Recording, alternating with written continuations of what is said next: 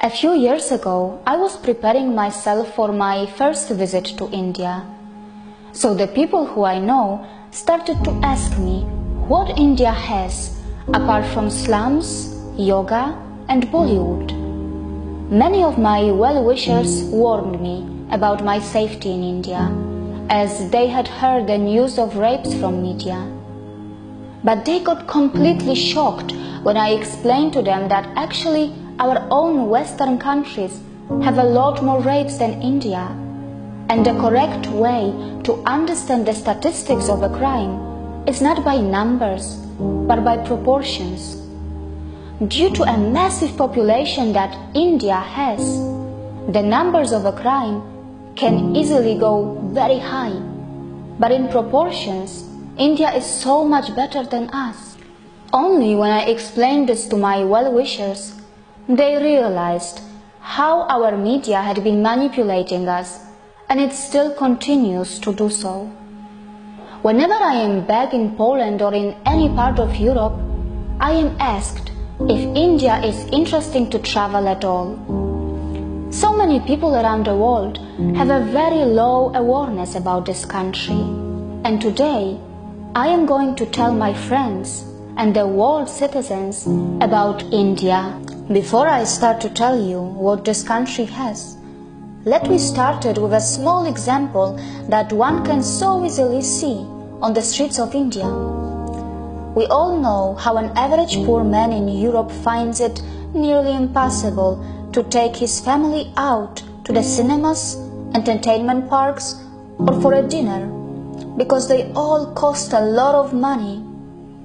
In Europe, for a person on a very low budget, buying new clothes or traveling out of the city with their family is probably a dream that unfortunately never comes true. The truth is that for most of the people in Europe who have less money, eating out is mostly restricted to kebabs or just buying a bread from a supermarket, because the lifestyle in Europe is such that there are just not too many options for a poor. But in India, there are cinemas, entertainment parks, restaurants and markets that are not just for the elite and the middle class, but also for those who are on a very low budget. In India, a poor can also buy new clothes or gifts for his loved ones, because there are so many affordable markets that are well within their reach. In India, a poor person who has a very low budget can also afford to dine out with family to enjoy those joyful family moments. And trust me, in such affordable markets, they are also selling exotic Chinese food or even an Italian pasta. How many poors in Europe can afford exotic multi-cuisine meals or a travel within their country in trains or buses?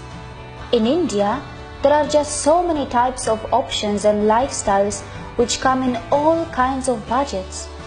A full meal starts from 10 rupees and can go as high as anywhere else in the world. There are multiple price categories in buses, trains, its cinemas, and in everything else to suit everybody's budget. And just to let you know, all these businesses make profits too.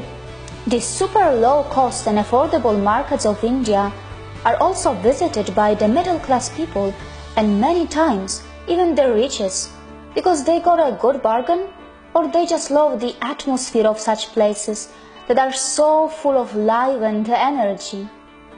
And this is how India nourishes and protects all her citizens, by giving them so many different opportunities in different budgets, and these so many parallel lifestyles that are mingled together is a sight to see, which continues to mesmerize me every day.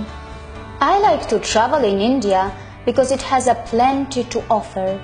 Whether you are on a shoestring budget, a middle-class traveler, or someone who wants to be pampered with the highest luxury.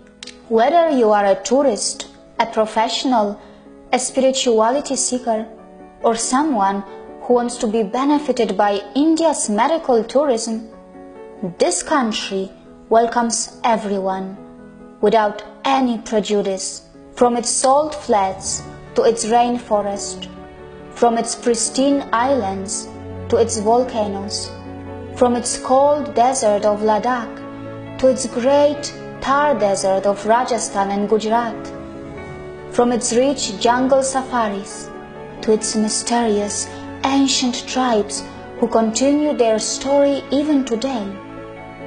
India can literally overwhelm you. And the story goes on in the tea and coffee plantations of its northeast and its south, and also in its beaches of the 7,000-kilometer plus coastal line. Feel the intensity of the famous Chadar trek in the mighty Himalayas, or see how the life manifests in the freezing temperatures of Tawang, or simply admire its hundreds of waterfalls